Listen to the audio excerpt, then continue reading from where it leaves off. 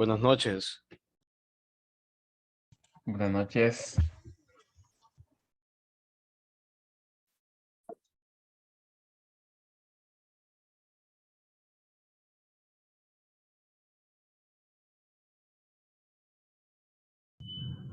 Buenas noches. Buenas noches. Buenas noches. Buenas noches.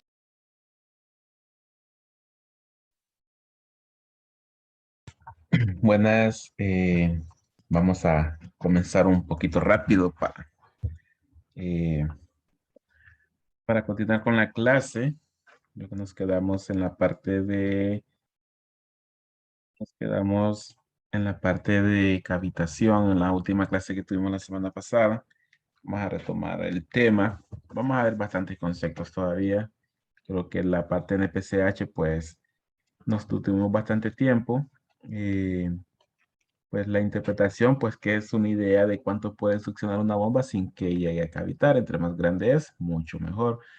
Porque luego las bombas pues tienen su requerimiento de NPCH mínima, que el sistema o la instalación debe ser mayor para no tener ningún tipo de problema. Hablábamos de que debería haber una holgura, tal vez no al ras, no tan cercana, pero una holgura de un 30-40% de diferencia para pues tener seguridad que la bomba no va a cavitar aún cuando algún filtro se ensucie. Habíamos hablado de cavitación. Bueno, en las tablas que yo sí he tenido, bueno, un horario algo pesado en el trabajo, no he podido subir a librerías, lo voy a hacer a partir de mañana porque ya estamos más libres. Ahí vamos a subir lo que son las tablas que vamos a utilizar para el diseño de una red hidráulica. Vamos a ver todo lo que es concepto y luego los últimos días vamos a aprender a diseñar una red hidráulica y para eso vamos a utilizar diferentes tipos de tablas de pérdida. Vamos a ver tablas para calcular NPCH, tablas de temperaturas de saturación o en nuestro caso para presión vapor. Y vamos a ver tablas de presión atmosférica, pues el NPCH depende de estos valores. Entonces, la tabla de presión vapor no es más que la tabla a la cual el agua se evapora a la temperatura a la cual se encuentre. Y en termodinámica lo conocemos como temperatura, presión de saturación. Entonces, esta es la tabla ahí solo para comparación de que al final pues estamos hablando de presión de saturación. Es la temperatura a la cual el agua se evapora a la temperatura a la cual se encuentre. Bien. Golpe de ariete es un tema que pues se ve desde mecánica de fluidos. Un golpe de ariete que es una sobrepresión en algún punto de una red hidráulica. Que en sí pues se produce un golpe que puede dañar toda mi red. Puede ser un golpe tan fuerte que puede romper una tubería, puede romper una válvula, puede separar uniones. El golpe de ariete es un golpe que se origina por sobrepresiones en un fluido, en una red hidráulica, provocando daños incluso a la bomba de suministro. Se puede originar por un paro repentino de una bomba. Sobre todo cuando se detiene de manera brusca. También, si se corta la energía suministrada al motor, pues al final este va a desencadenar el primer inciso, va a desencadenar un paro repentino de la bomba. También cuando cerramos demasiado rápido una válvula. No sé si en alguna ocasión han cerrado una válvula en tubería de PVC demasiado rápido que esta empieza a tener un golpeteo fuerte, algo fuerte. Eso pues es el golpe de ariete. Y ahí lo que se está provocando, pues lo que se mira en la imagen. Cuando yo cierro una válvula, digamos la última imagen de abajo, cuando la cierro de repente, el fluido que está cercano a la válvula se detiene, pero el fluido que viene atrás todavía trae esa inercia que hace empujar el fluido y choca con la válvula. Eso lo que genera pues una sobrepresión que crea un golpe sobre la válvula y si es lo suficientemente grande la puede romper. Entonces, eso es un golpe de ariete. Y realmente no solamente en la válvula, también pudiese darse en un codo. Un codo cuando el fluido es demasiado rápido, demasiado turbulento, demasiado rápido, que un cambio de dirección también puede provocar una sobrepresión. Por eso vamos a ver en su momento que hay ciertos límites, ciertos criterios a la hora de diseñar una red hidráulica que va orientado pues a evitar tanto la cavitación como el golpe de ariete. Y en específico el golpe de ariete, pues mantenernos bajo ciertos límites de velocidad para evitar que el fluido en algún momento se vuelva turbulento o que en algún momento al chocar con una válvula o con un codo no se creen esas presiones que en este caso sería por cambio de dirección. Entonces, importante evitar el golpe de ariete. Bueno, hay algunas imágenes de lo que puede pasar. Puede romper, aunque no parezca, pero puede romper válvulas, sobre todo cuando son fluidos a una mayor presión de lo que se maneja en redes residenciales. Puede romper pernos, romper válvulas, conexiones y tuberías que ya tengan su tiempo, pues son más débiles, quizás en las uniones donde tuvo corrosión y si tiene golpe de ariete, pues mucho más fácil se puede romper. ¿Cómo podemos evitarlo? Bueno, antes de pasar a caída de presión, hay ciertos criterios de diseño. Uno es el que acabo de mencionar, mantener nuestro diseño de la red hidráulica bajo algunas velocidades máximas para evitar que una velocidad tan alta cree un golpe de ariete en un cambio de dirección o un cierre repentino. Esa es una forma. Hay recomendaciones y manuales técnicos de qué velocidades mantener. Lo vamos a ver más adelante. Que esa velocidad, pues, el rango que a mí me recomienda, pues, es porque ya experimentalmente alguien hizo sus pruebas y determinó que a esa velocidad el golpe de ariete se minimiza. También evitar cierres repentinos de válvulas, sobre todo cuando hay bastante flujo y bastante cabeza en una red hidráulica. Puede ser cierre con válvulas, no de cierre rápido como las mariposas y de bola, sino cierre lento. Digamos que tengo una manivela que habrá que girarla y que poco a poco vaya cerrándose. Esa es otra forma de evitar el golpe de ariete. em, Evitando que una bomba se detenga de forma repentina o se detenga o arranque. Y pues uno de los dispositivos pues es el variador de frecuencia o el arrancador suave que pues hacen que la bomba no arranque a su totalidad de revoluciones repentinamente, sino que le da un arranque lento durante cierta cantidad de segundos, 30 segundos, 45, 60 segundos, para avanzar de cero a sus revoluciones nominales. Y eso lo que hace es que el fluido también empiece a moverse de forma escalonada, no llegando a su velocidad máxima repentinamente. Entonces, así podemos evitar golpes de ariete. Bien,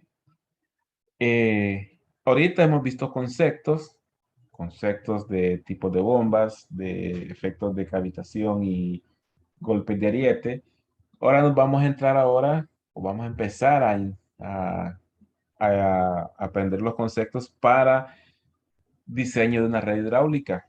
Esta clase pues se llama bombas y compresores, pero en mi caso pues no solamente trato de dedicarme a la bomba en sí, ni al compresor en sí, sino a ver la bomba como un sistema, ver el compresor como un sistema. A eso me refiero a desde la parte de bombeo, toda la red de distribución, todos los elementos que tiene una red de distribución, los elementos de un cuarto de bombas, protecciones, que más demandas, tipos de demandas.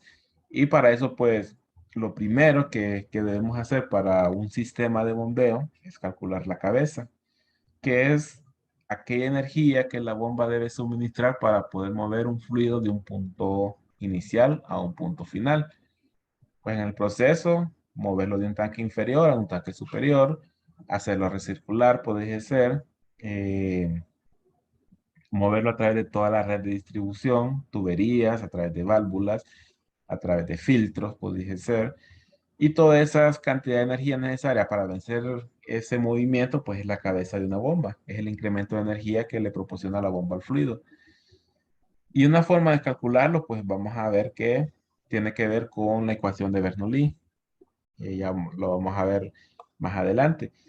Y esa ecuación me dice que la cabeza de una bomba va a ser igual al cambio de presiones, el punto final inicial, más el cambio de energía cinética, más el cambio de energía potencial, pero lo que vamos a ver ahorita es a todos esos cambios de energía o esas energías tenemos que sumarle las pérdidas. Y esas pérdidas son exactamente las mismas pérdidas que aprendimos en mecánica de fluidos. Es pérdidas primarias, que son las pérdidas debido a rozamiento entre el fluido y la superficie de la tubería, o fricción, digamos lo mejor, fricción. Pérdidas primarias es fricción. Pérdidas secundarias son todas aquellas llamadas pérdidas por forma, aquellas pérdidas que tienen que ver con cambios de dirección, cambios de sección transversal y cualquier otro tipo de elemento que podamos tener en una red. Es decir, pérdidas en accesorios, codos, T, reducciones, expansiones, válvulas, todos aquellos accesorios que producen cambios de forma y dirección. Entonces tenemos dos tipos de pérdidas y esos dos tipos de pérdidas nos van a llevar a las pérdidas total de una red hidráulica. Pérdidas por fricción. Aquí no vamos a utilizar los métodos de mecánica de fluidos que utilizamos gráficos, criterios eh, se me escapa ahorita el nombre, de Reynolds, número de Reynolds, donde determinamos primero si era laminar, si era turbulento, y luego tenemos que utilizar gráficos para determinar coeficientes. Aquí lo vamos a simplificar un poco más. Es común que en sistemas hidráulicos ya hayan habido estudios que me evalúan para cierta tubería de cierto material, de cierto diámetro, pasando cierta cantidad de flujo, cuál es el coeficiente de fricción, porque alguien ya hizo ese estudio. Pues decidió agarrar una tubería de 3 pulgadas, pasó agua, 100 galones por minuto, digamos, y ya determinó cuál es la caída de presión y con eso determinó el coeficiente de fricción. Luego le metió 200 galones, determinó otro coeficiente, le metió 300 galones y determinó otro coeficiente. Obviamente ese coeficiente va a depender del fluido, va a depender del material de la tubería. Entonces ya hay tablas tabuladas. Entonces lo vamos a hacer un poco más simple. Vamos a utilizar tablas ya tabuladas, las cuales me dan coeficientes de fricción, que sigue siendo caída de presión por cada 100 pies de longitud, por la longitud entre 100. Entonces esto va a ser pérdidas primarias, pérdidas por fricción. Y pérdidas secundarias también. Ya alguien hizo sus estudios y elaboró unos gráficos mucho más simplificados que dependen también del material y del accesorio. Y esto pues va relacionado a un coeficiente K por velocidad al cuadrado de BCG, va relacionado a al cambio de energía cinética, o mejor dicho, la energía cinética que contiene el fluido por un coeficiente. Eso me va a dar la pérdida por ese accesorio. Este valor K depende del tipo de accesorio. Ya lo vamos a ver más adelantito. Entonces, esta va a ser la forma de calcular las pérdidas primarias y secundarias. Y las pérdidas totales, pues la suma de cada una de ellas. Luego, aparte de las pérdidas primarias, hay otros elementos que tal vez sea difícil calcular su pérdida, como equipos, por ejemplo, intercambiadores, manejadoras, separadores de aire, que internamente está formado por las dos pérdidas. Entonces, muchas veces es muy difícil calcularlo. Entonces, los fabricantes de estos equipos también han tabulado sus tablas y han determinado cuáles son las pérdidas de estos elementos. Entonces, es común que esos equipos ya me den las pérdidas, según el flujo, según la capacidad. Entonces, también debemos sumarnos a las pérdidas. Pérdidas primarias más pérdidas secundarias más cualquier otro tipo de pérdida que yo tenga en mi red. Todo eso va a ser pérdidas. Bien, siempre continuando con pérdidas, esto es un ejemplo de una tabla de las que yo mencioné. Alguien ya tabuló esta tabla, determinó que para 2 pulgadas, una tubería de 2 pulgadas por la cual están pasando 30 galones por minuto, va a tener un coeficiente de 1.82. Luego probó y pasó 40 galones por minuto y determinó que tiene un coeficiente de fricción de 3.1 y así fue elaborando las tablas. Obviamente, pues dependiendo del tipo de material y el fluido, en este caso, pues que es agua. Y las tablas que nosotros vamos a utilizar y que les voy a compartir son orientadas a tuberías metálicas de acero, ya sea galvanizado, hierro negro o acero inoxidable. Varía un poco, Digamos, el acero inoxidable es menos corrugado tiene menos corrosividad que el hierro negro, pero se acercan bastante los resultados. PVC produce un poquito menos de pérdida que una tubería metálica, pero podríamos también utilizarlo como una aproximación muy, muy cercana, o sea, obtener valores siempre reales. Entonces, estas son las tablas similares. Realmente las tablas me dan varios valores, velocidad, me da el término que yo necesito para los accesorios y me da el coeficiente de fricción. Entonces, esas son las tablas que vamos a utilizar y aplicar esta ecuación. Este método más sencillo que utilizar el número de Reynolds. Luego, después, cuando veamos los ejemplos, cuando regresemos, vamos a ver estas diapositivas. Ahorita vamos a continuar con conceptos. Bien, aparte de la fricción, viene la parte de las pérdidas por accesorios.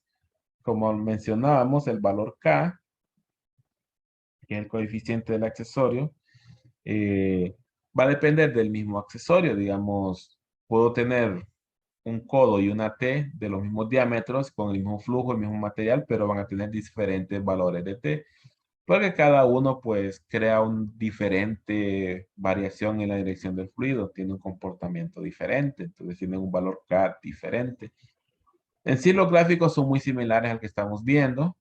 Hay que ver en cada accesorio de qué depende este valor K. El gráfico, la línea oscura es el valor de K. Mejor dicho, es la intersección entre el diámetro y el valor de K, que es el eje vertical. ¿De qué va a depender? Eso tenemos que ver en cada accesorio. En caso de un codo, solo depende del diámetro. Intersectamos con la línea y luego intersectamos con el eje vertical del valor K. Ahí con los ejemplos lo vamos a ir viendo mejor. Bueno, podemos tener válvulas. Vemos que también varía según el diámetro. Tengo válvula check. Aquí vemos que ya la línea de intersección es curva. Ya no es una línea horizontal ni en diagonal. Es una línea curva. Entonces, hay que ver en cada dispositivo de qué depende. Por ahorita los ejemplos que vimos, pues solo dependen de el diámetro. Bien, esta es la ecuación. No sé por qué esa diapositiva donde estaba la ecuación. No sé si es que me la salté o no la vi. O la vimos antes, no recuerdo. Ah, sí es que la habíamos visto antes. Eh, Esta es la ecuación para la cabeza de una bomba. ¿De qué depende? Pues depende de la diferencia de presiones que deben ser entre el depósito superior y el depósito inferior. Normalmente son abiertos. Normalmente son abiertos y pues es la presión atmosférica. Casi siempre este valor se cancela. Va a depender también de la altura que debe proporcionar y de las pérdidas totales. Pérdidas primarias, pérdidas secundarias y cualquier otro tipo de pérdida que yo pueda tener en la red. Bien, vamos a regresar a la diapositiva en que estábamos. Y este es el ejemplo que vamos a ver. Bueno, este es el ejemplo de un archivo que les voy a compartir, pero si el dibujo cambia, entonces estos resultados van a cambiar. Eso pues va a depender de qué dibujo escojamos. En el PCH, vamos a ver un ejemplo en el PCH más adelante. Ahora bien, ¿por qué me lo salto? Esa parte es porque vamos a diseñar una red hidráulica. Vamos a aplicar esas ecuaciones que acabamos de ver. Pues una red hidráulica puede tener una gran cantidad de secciones de tubería. Lo mejor es pues condensarlo en un archivo Excel, que lo vamos a ver también más adelante. Pero nosotros vamos a tener que hacer uso de muchos accesorios para diseñar la red hidráulica. Entonces, prefiero que veamos más conceptos, veamos los accesorios para que cuando yo les mencione, aquí vamos a poner una junta flexible o junta de expansión, sepamos qué es. Si yo les menciono, aquí voy a colocar una válvula mariposa y aquí voy a colocar una válvula compuerta, sepamos cómo es. Una válvula check, sepamos cómo es. Un filtro strainer, sepamos cómo es. Entonces, antes de pasar a dimensionar, a diseñar, vamos a ver un poco más de conceptos. Lo primero, pues, ¿Qué necesitamos para seleccionar una bomba? Primero tenemos que saber el tipo de bomba. Para saber el tipo de bomba, tenemos que saber primero pues la aplicación. La aplicación va a depender de la industria, va a depender qué fluido es el que necesito mover. En este caso, pues como estamos leyendo en la diapositiva, puede depender de la aplicación, aplicaciones químicas, aplicaciones de papel, de minería, generación de energía, refinerías, alimentos y bebidas, agua en general y aguas residuales. Va a depender porque la parte constructiva de la bomba y el tipo de bomba, si es turbina, si es centrífuga, si es en línea, va a depender de esta aplicación, digamos, eh, alimentos y bebidas. Deberían ser bombas que sus elementos constructivos pues no permitan la contaminación del fluido que están moviendo, pues un fluido alimenticio. Si es agua residual, es una bomba que aguante elementos abrasivos, partículas de suciedad que pueden comportarse como elementos abrasivos. Necesitaría un impeler inoxidable de repente.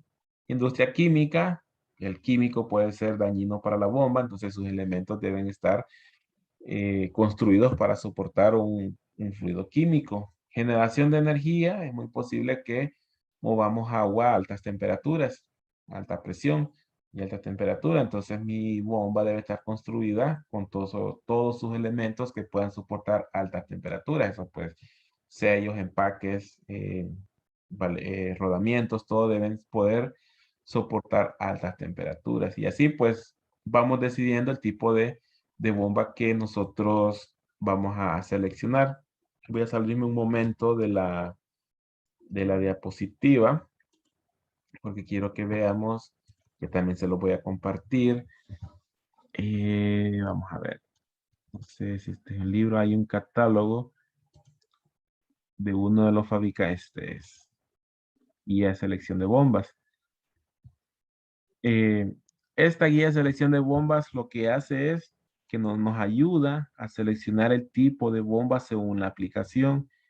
Obviamente, pues es un manual técnico de uno de los fabricantes de bombas o uno de los tantos fabricantes que hay de bombas. Entonces va a hacer alusión a sus modelos. Pero en sí lo que quiero mostrar es que hay guías de selección de bombas. Hay guías, muchos fabricantes, ya sea Gould, ya sea Belangosa, ya sea Taco, Patterson, eh, que tienen sus guías de selección. En este caso, Gould, un fabricante que solo es referencia también, solo es referencia, eh, tiene bombas bien industriales, a diferencia de otras marcas, y tiene una amplia aplicación. Tienen varias aplicaciones, muchas más diversas que otras marcas. Entonces, por eso seleccioné este manual que también pues se lo vamos a compartir. Y aquí pues hace alusión de muchas aplicaciones que pueden cumplir con las bombas, aplicaciones químicas, aplicaciones de papel, pues la diapositiva pues de aquí sacamos ese resumen. eh, Refinerías, minería, aguas residenciales, residuales, bebidas y alimentos. Eh, entonces, todas estas son algunas aplicaciones. Primero tenemos que saber qué es lo que vamos a mover. Si vamos a mover agua, si vamos a mover un fluido alimenticio, si vamos a mover agua a alta temperatura, si vamos a mover un fluido químico, debemos saber primero esa parte. Luego, pues, hay muchas recomendaciones sobre el tipo de aplicación, sobre el tipo de fluido que vamos a mover de los manuales técnicos de los fabricantes. Entonces, siempre es muy bueno hacer referencia a los manuales técnicos de los fabricantes, no solamente la parte de ventas, sino también los manuales técnicos. Pues eh, ellos nos hacen las recomendaciones de cómo debe estar construida una bomba, qué debo tomar en cuenta a la hora de seleccionarlo, no solo cabeza y fluido como vamos a ver, sino incluso algún elemento constructivo que lo hace mejor para trabajar en línea, para trabajar horizontal, para que sea una ensuction, que es una centrífuga. Eh, si una centrífuga no trabaja bien, pues mejor me recomiendo una tipo turbina. Entonces, siempre es bueno hacer uso de los manuales técnicos de los fabricantes. Y aquí, pues, este fabricante comienza con bombas de proceso. Puede ser bombas de alta capacidad de flujo, Digamos, en este caso estamos viendo una bomba centrífuga con capacidad de flujo de hasta 40.000 galones por minuto. 40.000 galones por minuto, donde vamos a utilizar una bomba con tanta capacidad. Tenemos hasta 410 pies de cabeza, que son los que vamos a aprender a calcular más adelante. Temperaturas, altas temperaturas, tienen una capacidad de manejar hasta 230 grados centígrados, presiones de trabajo hasta 232 PSI. Entonces, así vamos seleccionando nuestras bombas por aplicación. Nosotros buscamos la bomba, buscamos la aplicación y vemos qué me recomienda el fabricante. Una vez que ya me recomienda un modelo, puedo yo descargar la data técnica y ver qué aspectos importantes se cuidan esa bomba para poder cumplir la aplicación. Bien, entonces este manual se lo vamos a pasar. Puede servir para los proyectos de exposición. Bueno, bombas autocebadas, de autocebado. Estas bombas se utiliza bastante en riego o en campo, donde las bombas pues son móviles, las puedo mover para un pozo, los puedo mover para un río, para pasar agua de un tanque a otro, pero como no es una instalación física, la succión, una instalación fija, perdón, la succión pues va a estar vacía y una bomba no puede arrancar con la succión vacía porque va a estar trabajando con aire y una bomba no está diseñada para trabajar con aire. Entonces utilizan bombas de autocebado, que en sí lo que hacen es, no sé si en fluidos vieron la parte hay un tercer parcial que trata de bombas y se habla un poco de autocebado. Entonces la bomba no puede arrancar con el impeller vacío, es decir, con un impeller solamente con aire, porque lo que va a pasar es que se va a acelerar. Es como cuando nosotros queremos mover un peso o nos imaginamos un mueble pesado. Lo queremos empujar, tomamos envión, pero resulta que el mueble estaba vacío. ¿Qué es lo que pasa? Pues nos vamos hacia adelante. O sea, como que nuestra inercia nos empuja hacia adelante. Entonces lo mismo puede pasar con una bomba. Si esta no tiene el fluido denso para el cual está diseñada, lo que va a pasar es que va a intentar acelerarse, va a consumir más amperios y se va a quemar. Entonces lo que se hace con esta bomba es que el impeller está dentro de este como tanque y siempre va a haber agua alrededor del impeller. Eso va a evitar que se acelere y aumente sus revoluciones hasta límites peligrosos. Y lo que va a pasar es que va a girar primero a poca velocidad, pero va a estar contenido siempre en un fluido denso.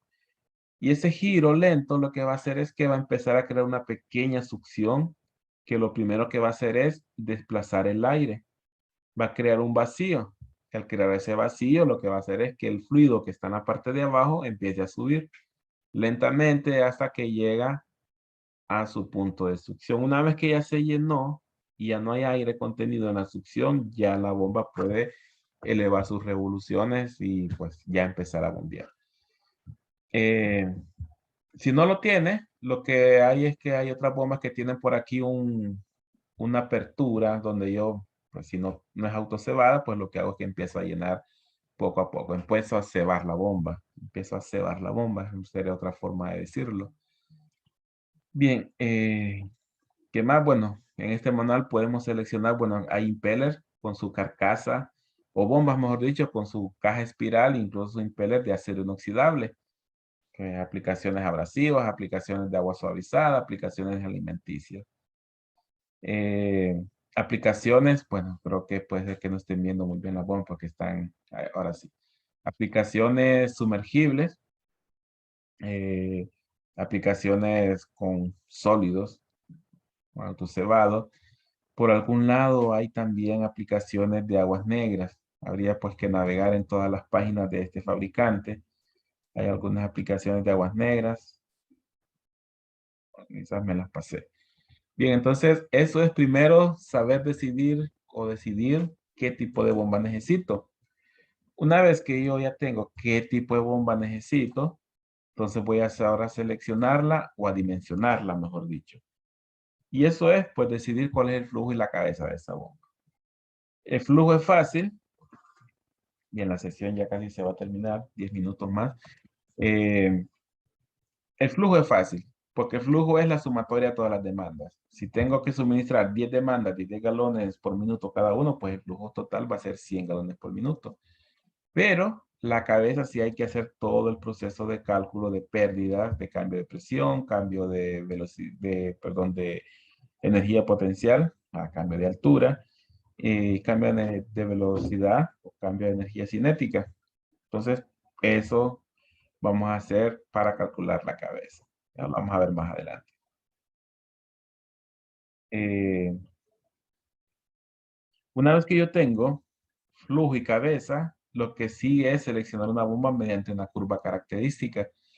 Eso también lo vamos a ver más adelante. La curva característica es un gráfico que me indica el punto de operación de mi bomba. Y el punto de operación es donde me dice, para cumplir con ese flujo y cabeza, yo debo tener una bomba con un motor de 10 HP, por así decirlo. Debo tener una bomba con 75% de eficiencia. Debo tener una bomba con un impeller de 12 pulgadas de diámetro. ¿Y qué más podría ser? Debo tener una bomba que su NPCH mínimo deba ser de 10 pies. Puede ser otro dato. Y debo tener una bomba que gire a 1550 revoluciones por minuto. Entonces, esos son las propiedades o puntos de operación al seleccionar una bomba mediante su curva de operación. También lo vamos a ver más adelante. Vamos a aprender a seleccionar, vamos a aprender a leer las curvas de operación, vamos a aprender a decidir cuál es la curva de operación que debo seleccionar. También lo vamos a ver más adelante. Bueno, aquí hay un pequeño adelanto. Tenemos que remitirnos a la familia de curvas de un fabricante y luego decidir cuál es la curva de todas estas, vamos y buscamos esa curva en específico. Eso lo vamos a ver también después de que hagamos el diseño de la red hidráulica mediante un CAD, mediante un plano.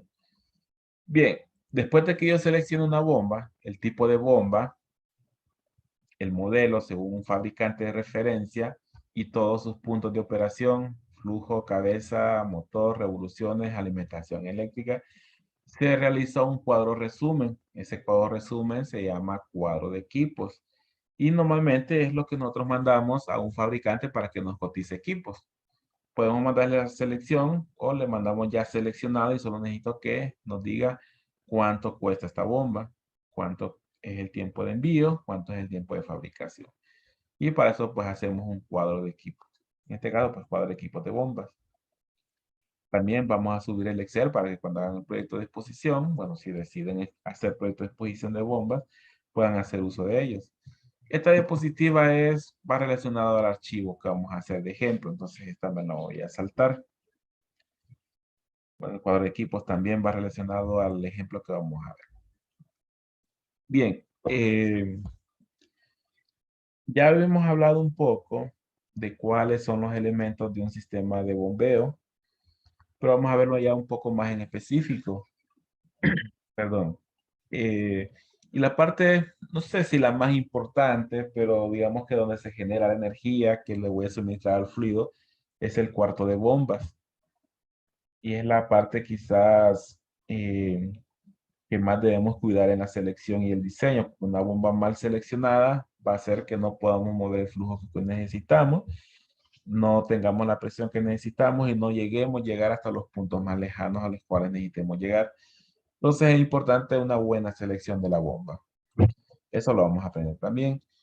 Vamos a ver redes hidráulicas y cuartos de bomba. Redes hidráulicas, realmente el cuarto de bomba es uno de los elementos de una red hidráulica. Se incluye cuartos de bombas, incluye red de distribución, incluye demandas. Bien, una red hidráulica es un sistema de elementos que se conectan entre sí, como ser tuberías, bombas, válvulas, accesorios, con el fin de transportar un fluido de un lugar a otro, donde pues, no los necesitemos. El sistema debe ser capaz de mover el fluido y vencer todas las pérdidas en el proceso de todos los elementos y entregarlo a una presión determinada.